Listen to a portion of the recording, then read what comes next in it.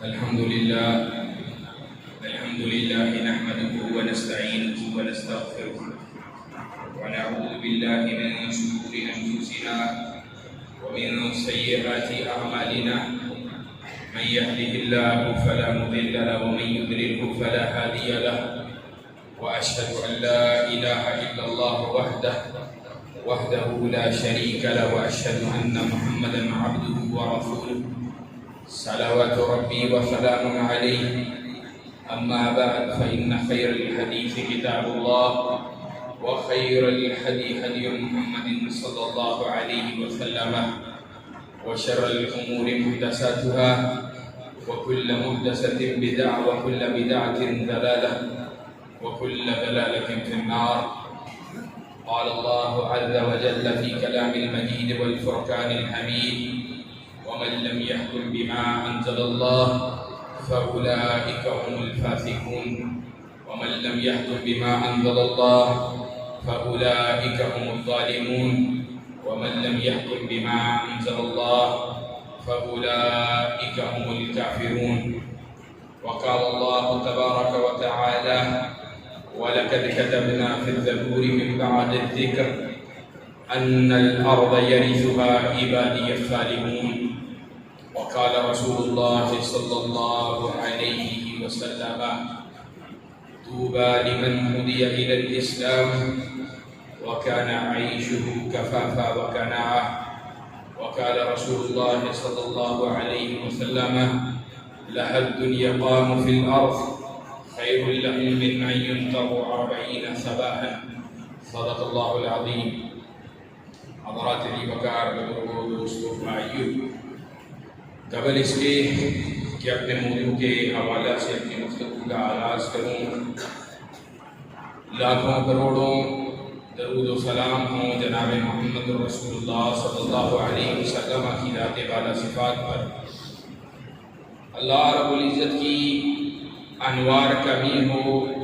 جناب صحابہ کرام رضوان اللہ علیہم اجمعین کی جماعت پر، تابعین پر، اتباعہم التابعین پر، اور ائمہ دین سلف صالحین کی جماعت پر۔ غرض یہ کہ ہر شخص پر، آج تک آنے والے ہر شخص پر اللہ کی رحمتوں، اللہ کی برکتوں کا کمی ہو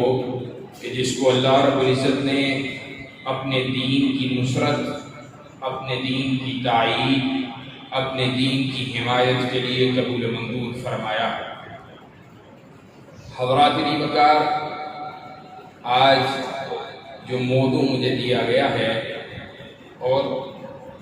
میں یہ سمجھتا ہوں اللہ رب العزت کا ہم پہ احسان ہے کہ یہ موضوع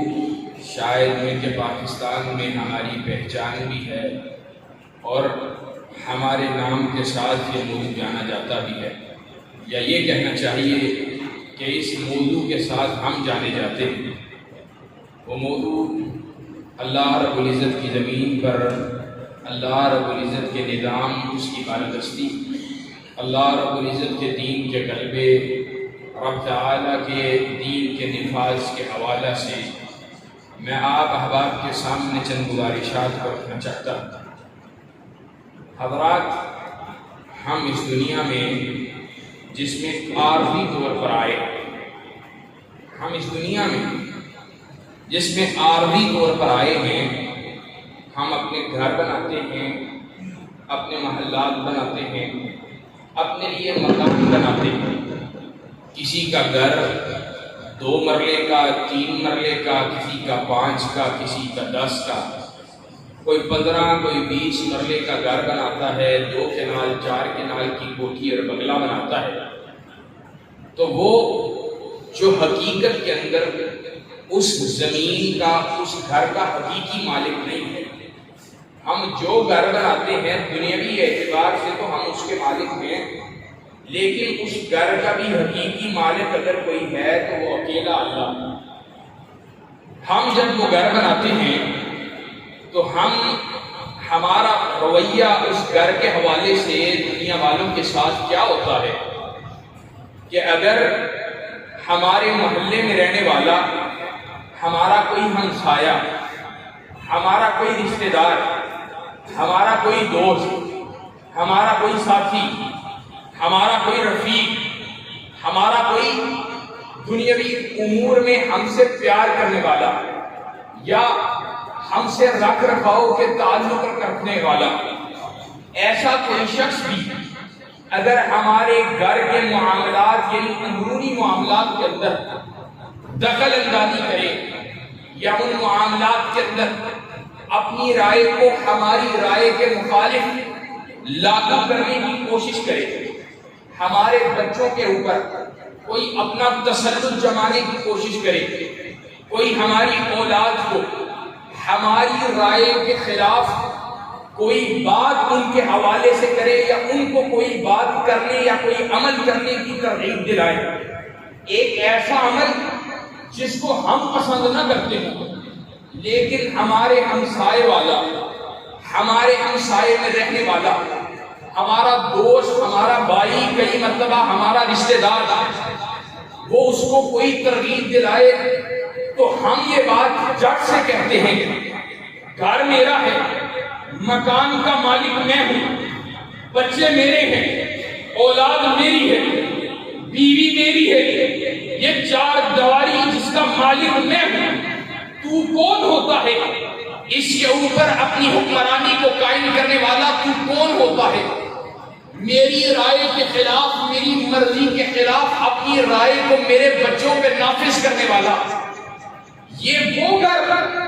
جس کا حقیقی مالک تو میں نہیں ہوں، اس گھر کے اندر ہم اپنے ہمسائے، اپنے رشتہ دار، اپنے دوست، اپنے بھائی، اس کی اپنی مرضی کے خلاف رائے کو قبول نہیں کرتے، مشورے کو قبول نہیں کرتے، بلکہ جب دیکھتے ہیں کہ وہ مشورہ حد اعتدال کو یا پھر وہ مشورہ ہماری اولاد کو جو دے رہا ہے اس مشورے کے بدلے میں ہماری اپنی اولاد کے اوپر جو ایک کنٹرول ہے یا اس کے اوپر جو ایک حکمرانی ہے اس پہ کوئی زد پڑتی ہے تو ہم کئی مرتبہ رشتوں سے قطع تعلقی کرنے کو تیار ہیں، ہم لوگوں سے لڑنے کے لیے تیار ہیں۔ تو میں یہ بات کر کے آپ کے سامنے جو بات رکھنا چاہتا ہوں وہ یہ ہے کہ اللہ جل شانہ جس نے ہمیں بھی بنایا، جس نے اس کائنات کو بنایا، چپے چپے کو سجایا، پہاڑوں، جنگلات، درندوں، آسمانوں اور فضاؤں کو بنایا، وہ مالک میرا اللہ جو ہماری سانس کی رفتار کا بھی مالک ہے، ہمارے دھڑکنے والے دل کی دھڑکن کا بھی مالک ہے، وہ اللہ کیا اس کا یہ حق نہیں ہے کہ اس کی زمین کے اوپر اس کی جہاں جس چیز کا حقیقی مالک وہ ہے، جس زمین کا حقیقی مالک وہ ہے، جس ارض و سما کا حقیقی مالک وہ ہے، ہماری ذاتوں کا حقیقی مالک وہ ہے، ہماری جان کا بھی حقیقی مالک وہ ہے، تو کیا اللہ رب العزت یہ حق نہیں رکھتا؟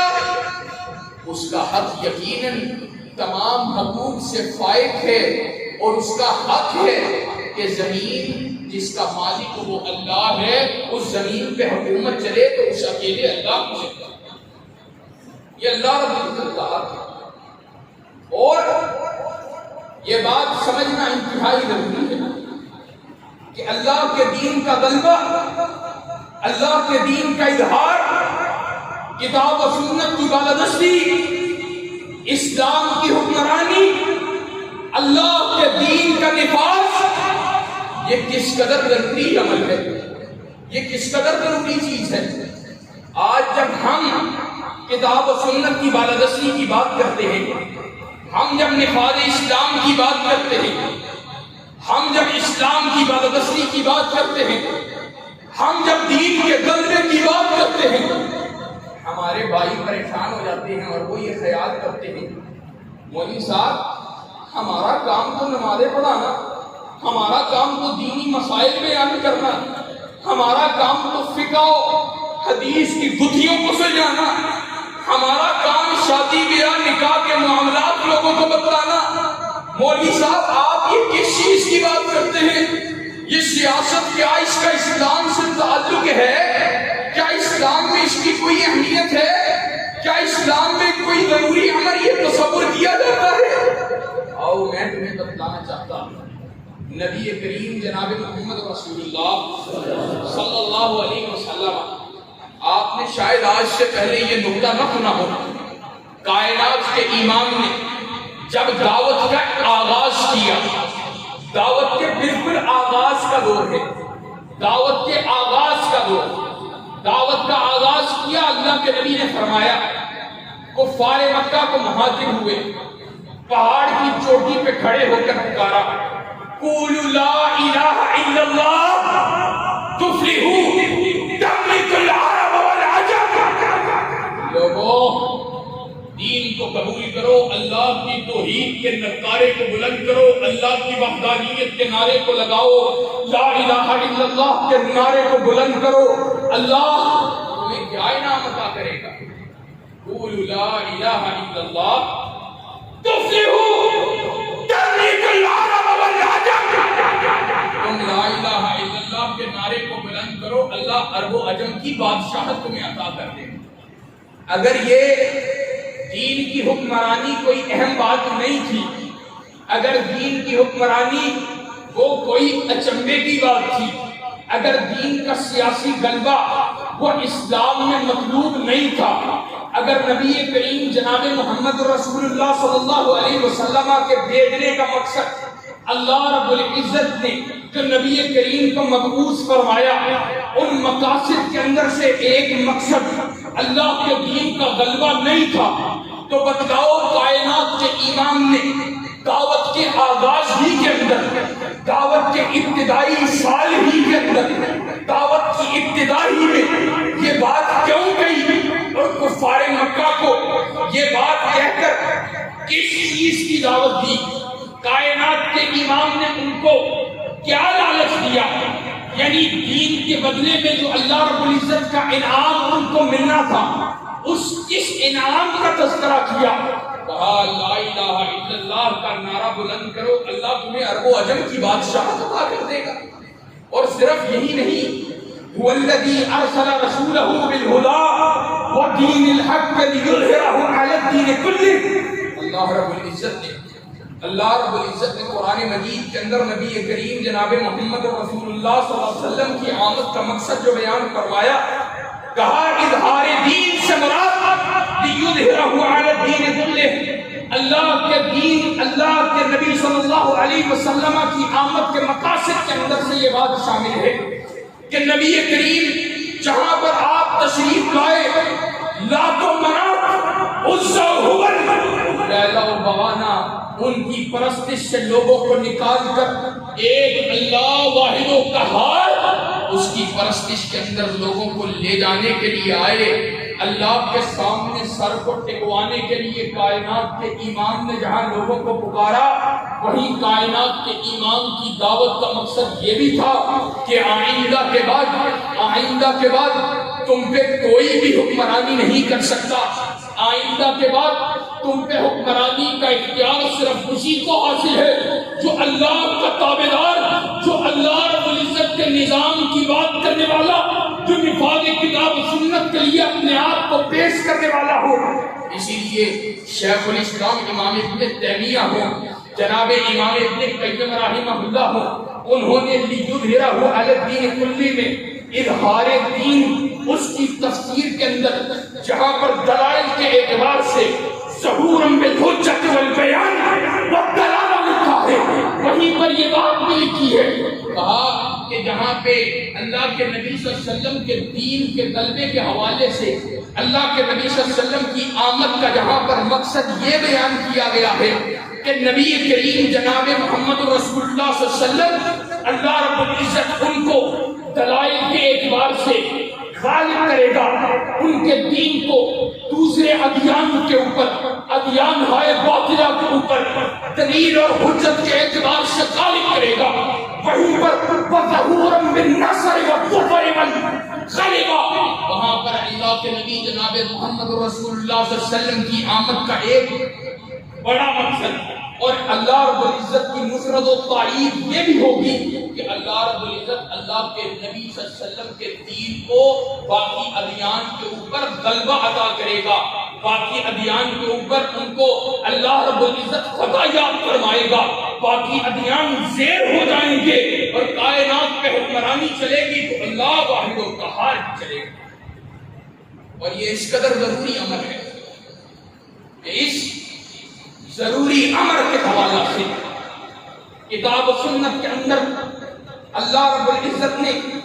استخلاف فی الارض کے وعدے کیے ہیں۔ اللہ رب العزت نے نفاذ کتاب و سنت سے بھاگنے والوں کو اور اللہ کے حکموں کے مطابق فیصلے نہ کرنے والوں کو سخت سخت تنبیہات فرمائی ہیں، ان کے لیے بڑی سخت وعیدیں سنائی ہیں۔ قرآن مجید اللہ رب العزت ارشاد فرماتا ہے وَمَن لَّمْ يَحْكُم بِمَا أَنزَلَ اللَّهُ فَأُولَٰئِكَ هُمُ الْفَاسِقُونَ وَمَن لَّمْ يَحْكُم بِمَا أَنزَلَ اللَّهُ فَأُولَٰئِكَ هُمُ الظَّالِمُونَ وَمَن لَّمْ يَحْكُم بِمَا أَنزَلَ اللَّهُ فَأُولَٰئِكَ هُمُ الْكَافِرُونَ جو زمین کے اوپر اللہ کے حکموں کے مطابق فیصلے نہیں کرتے، اللہ کہتا ہے یا اللہ رب العزت کی طرف سے فسق کے فتوے ان کے لیے، یا ظلم کے فتوے ان کے لیے، یا کفر کے فتوے ان کے لیے کہ جو زمین کے اوپر حکمرانی کو مل جانے کے باوجود اللہ نے ان کو زمین پہ حکمرانی دی، لیکن انہوں نے اللہ کی زمین کے اوپر اللہ کے دین کو قائم نہیں کیا اور اللہ کے حکموں کے مطابق فیصلے نہیں کیے۔ اللہ کہتا ہے ایسے بدبخت لوگ یا فاسق ہیں یا ظالم ہیں یا کافر ہیں، اور یہ فتوے زمین کے کسی مفتی کی طرف سے نہیں آئے ہیں بلکہ آسمانی والے رب العالمین کی طرف سے آئے ہیں۔ اور لوگوں، ہم تم سے ترلا کرنا چاہتے ہیں، ہم تم سے سوال کرنا چاہتے ہیں۔ آج ملک میں آگ لگی ہے، چار سو سے دین کے خلاف حملے ہیں، آج چاروں اطراف سے دین کے خلاف سازشیں ہیں، کہیں پر بے حیائی کا فتنہ ہے، کہیں پر بے دینی کا فتنہ ہے، کہیں پر الحاد کا فتنہ ہے، کہیں پر کتاب و سنت کی تعلیمات کو مسمار کرنے کا فتنہ ہے۔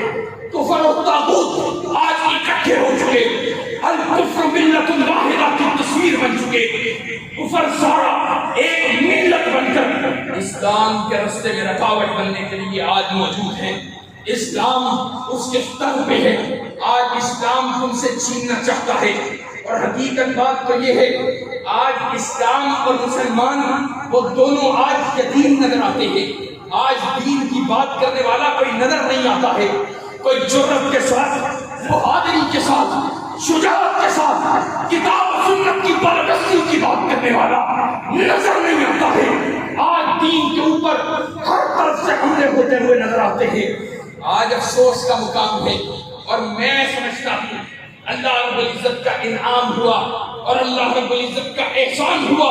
کتاب و سنت کا یہ ترجمان اور کتاب و سنت کی بات کرنے والا اسلام کا عظیم دائی ڈاکٹر ذاکر نائک حفظہ اللہ، وہ پاکستان میں تشریف لائے اور انہوں نے بڑے بڑے بتوں کو زمین بوس کر دیا۔ پوچھنے والوں نے پوچھا تم نے ان خواتین کو، ان بچیوں کو تم نے شیلڈیں کیوں نہیں دی ہیں؟ لوگوں نے چہمگوئیاں کی، کہا ڈاکٹر صاحب کے پاس وقت کی قلت تھی اس لیے شیلڈیں نہیں دی۔ ڈاکٹر صاحب نے خود کہا، انہوں نے کہا میں اسلام کا تابعدار، میں دین کا ماننے والا، میں محمد رسول اللہ کا امتی، میں اللہ اور اس کے رسول کے فرمان کو مقدم جاننے والا۔ میں سمجھتا ہوں کہ وہ عورتیں، وہ بچیاں جو شاید جو یقیناً میری بچیوں کی ہی حیثیت رکھتی تھی، لیکن اس کے باوجود میری غیر محرم ہونے کی وجہ سے مجھ پہ ان سے پردہ لازم اور فرض تھا،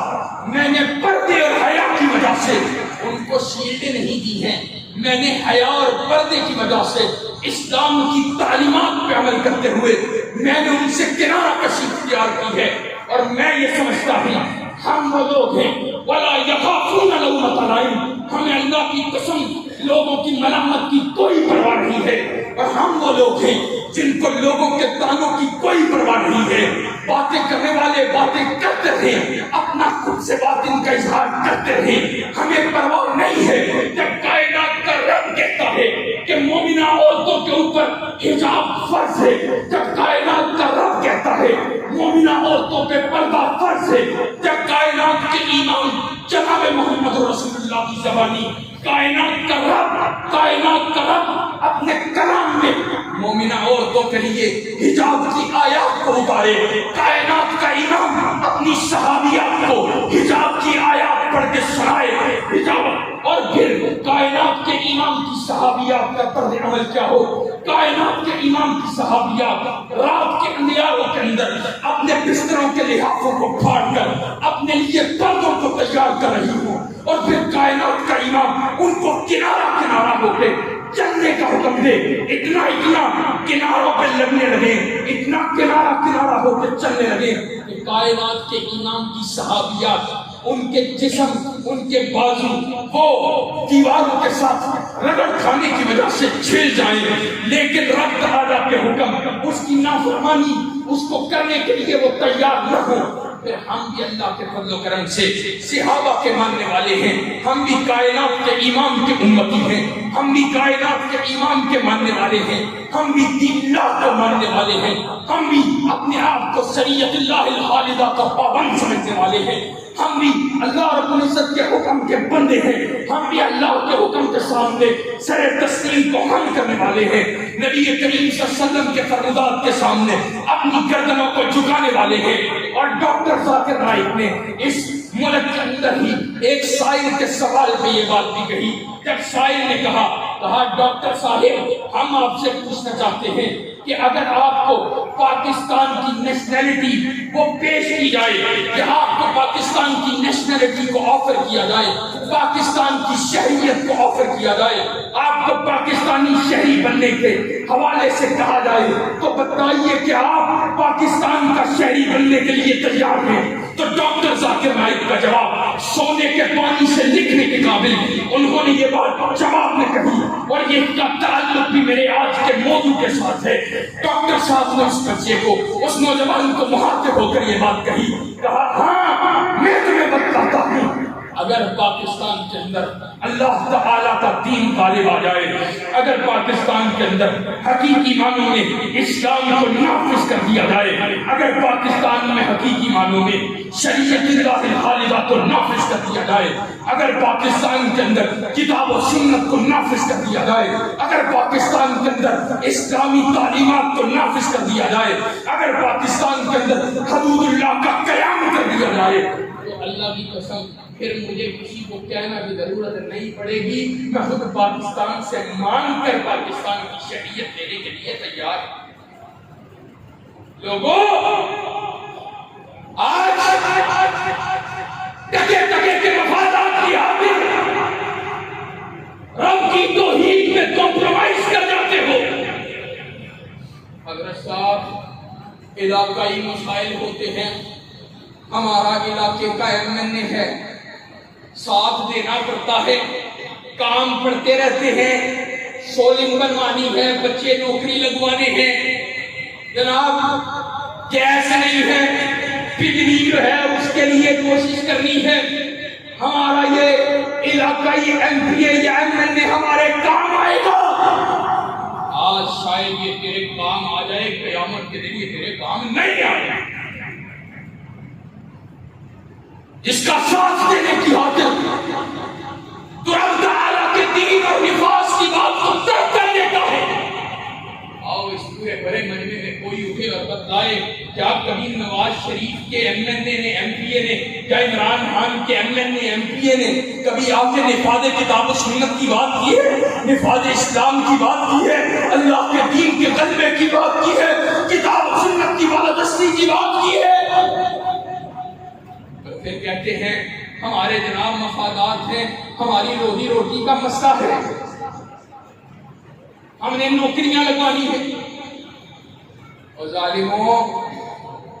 تم اور میں ظالم ہیں اللہ کی قسم۔ آج ہمیں ٹکے کی نوکریوں کی پرواہ اور مفادات کی پرواہ، یا صحابہ کرام رضوان اللہ علیہم اجمعین ان کے لیے یہ مسائل نہیں تھے؟ کیا ان کے لیے یہ باتیں نہیں تھی؟ کیا ان کو یہ مفادات نہیں؟ لیکن اللہ کی قسم انہوں نے اپنے منہ کا نوالہ چھوڑ دیا دین کے غلبے کے لیے، دین کے لیے، اللہ کے دین کی سربلندی کے لیے۔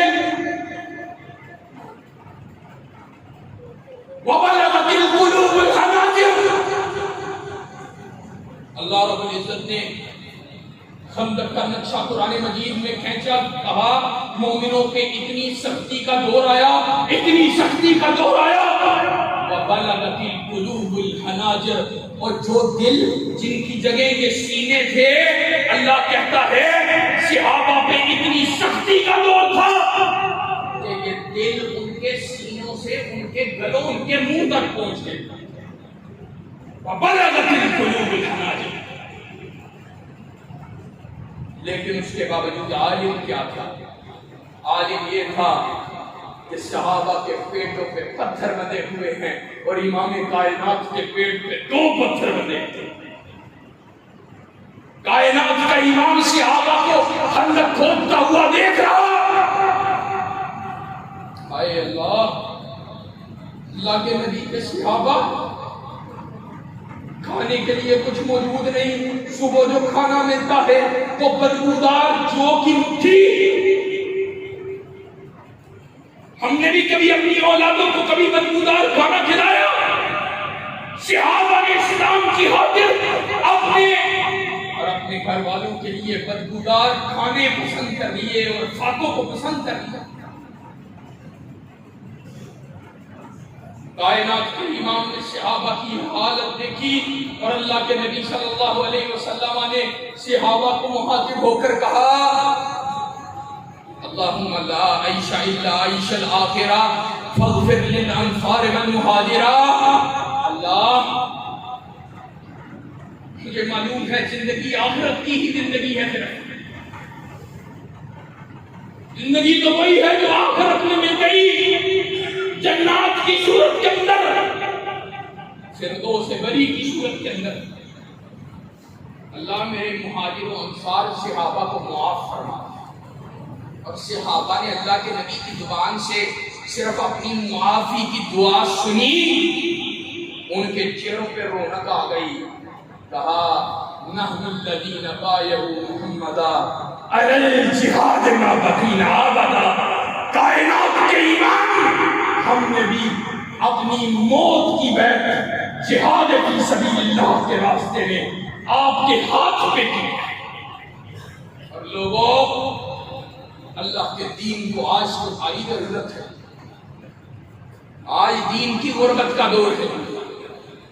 آج اسلام کا نام لیوا کوئی باقی نہیں رہا ہے، آج اسلام کی حقیقی تصویر پیش کرنے سے لوگوں کو ڈر لگتا ہے۔ سچی بات تو یہ ہے، غزہ کا مظلوم مسلمان ہو، فلسطین میں کٹنے والا مسلمان ہو، کشمیر میں شہید ہونے والا مسلمان ہو، یا برما میں مسلمانوں کی نسل کشی، یا پاکستان کے اندرونی مسائل کا اگر حل ہو، یا امت کے بیرونی اور سارے خارجی مسائل کا حل ہے، وہ اکیلا کتاب و سنت کی بالادستی کے اندر نفاذ اسلام کے اندر ہے۔ نفاذ اسلام، اللہ کا دین غالب، کتاب و سنت کی بالادستی، وہ اس ملک کا مقدر بن جائے، وہ ایک طرف سے مقدر بنے گی اور دوسری طرف سے ظلمتوں کے اندھیرے چھٹ جائیں۔ یہ میں پورے شرعی صدر کے ساتھ اللہ کے دین کے غلبے کے لیے آج پوری طرح سے مستعد ہونے کی ضرورت ہے۔ نفاذ کتاب و سنت کے لیے آج پوری طریقے سے اپنی جد و جہد اور اپنے توانائیوں کو صرف کرنے کی ضرورت ہے۔ اللہ تبارک و تعالی نے قرآن مجید کے اندر استخلاف فی الارض کا وعدہ کیا ہے۔ وعد اللہ الذین آمنوا منکم وعملوا الصالحات لَيَسْتَخْلِفَنَّهُمْ فِي الْأَرْضِ كَمَا اسْتَخْلَفَ الَّذِينَ مِنْ قَبْلِهِمْ وَلَيُمَكِّنَنَّ لَهُمْ دِينَهُمُ الَّذِي ارْتَضَىٰ لَهُمْ وَلَيُبَدِّلَنَّهُم مِّن بَعْدِ خَوْفِهِمْ أَمْنًا۔ اللہ نے کہا ایمان والے تم بن جاؤ، عمل صالح والے تم بن جاؤ، اللہ زمین کے اوپر حکمرانی تمہیں عطا کر۔ اور اللہ نے یہ وعدہ ابو بکر سے پورا کیا، عمر سے پورا کیا، عثمان سے پورا کیا، علی المرتضیٰ سے پورا کیا، حسن سے پورا کیا، معاویہ بن ابی سفیان رضوان اللہ علیہ کریم اجمعین سے پورا کیا. سینکڑوں سال، کئی صدیاں اسلام کا سورج پورے آب و تاب سے چمکتا رہا. وہ زمانے میں معزز تھے مسلمان ہو کر، اور تم خار ہوئے تاریخ قرآن ہو کر. تم نے قرآن اور سنت کی تعلیمات کو چھوڑا. تم نے قرآن کو بطور آئین اور دستور کی کتاب ترک کیا. اللہ نے آج تمہیں ذلیل و رسوا کر کے رکھا. آج دوبارہ سے کتاب و سنت کی بالادستی کے لیے میدان عمل کا رخ کرنے کی ضرورت ہے. سبحان ربک رب العزت عما یصفون وسلام علی المرسلین والحمد للہ رب العالمین.